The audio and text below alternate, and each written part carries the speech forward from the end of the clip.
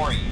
I'm finishing up my last week now, as a matter of fact, so I know it can be a bit overwhelming, but I'm here to tell you there's nothing to worry about. You'll be fine. So let's just focus on getting you through your first week, okay? Let's see. First, there's an introductory greeting from the company that I'm supposed to read. It's kind of a legal thing, you know. Welcome to Freddy Fazbear's Pizza, a magical place for kids and grown-ups alike, where fantasy and fun come to life. Fazbear Entertainment is not responsible for damage to property or person.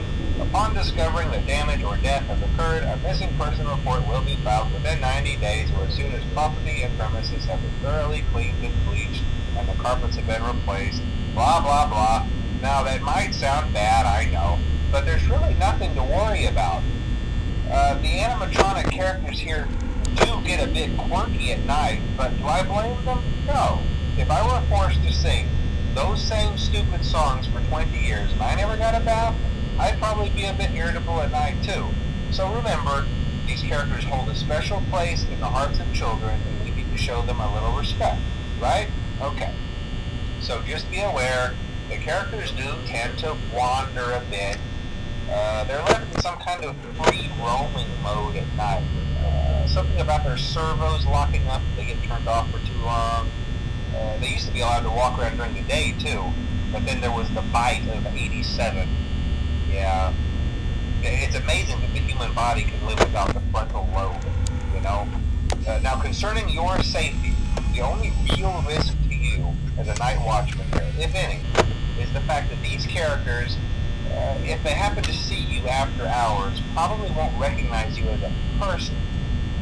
They'll most likely see you as a metal endoskeleton without its costume on.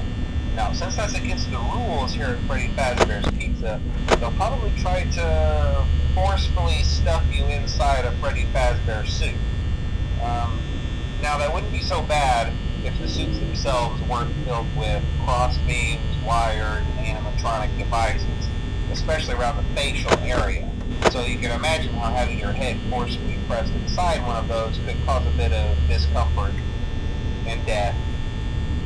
The only parts of you that would likely see the light of day again would be your eyeballs and teeth that pop out the front of the mask. Yeah, they don't tell you these things when you sign up. But hey, first station of the breeze. I'll chat with you tomorrow. Check those cameras and remember to close the doors only if absolutely necessary. Gotta conserve power. Alright, good night.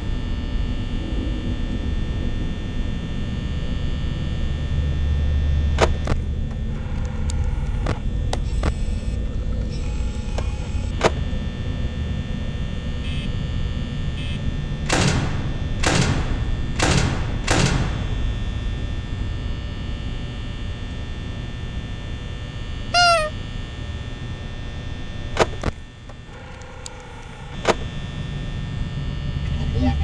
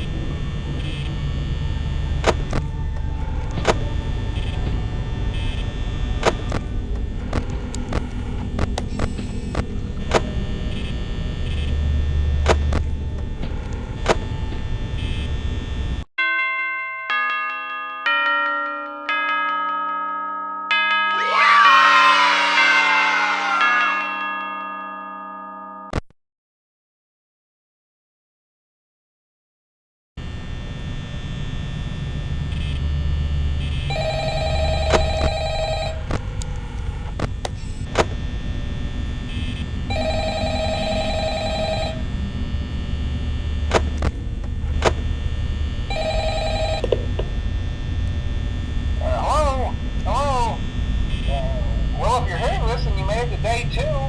Congrats. I won't talk quite as long this time since Freddy and his friends tend to become more active as the week progresses. It might be a good idea to peek at those cameras while I talk, just to make sure everyone's in their proper place, you know. Interestingly enough, Freddy himself doesn't come off stage very often. I've heard he becomes a lot more active in the dark, though, so hey, I guess that's one more reason not to run out of power, right? I also want to emphasize the importance of using your door lights. There are blind spots in your camera view, and those blind spots happen to be right outside your doors. So if you can't find something or someone on your cameras, be sure to check the door light. You might only have a few seconds to react. Not that you would be in any danger, of course. I'm not implying that.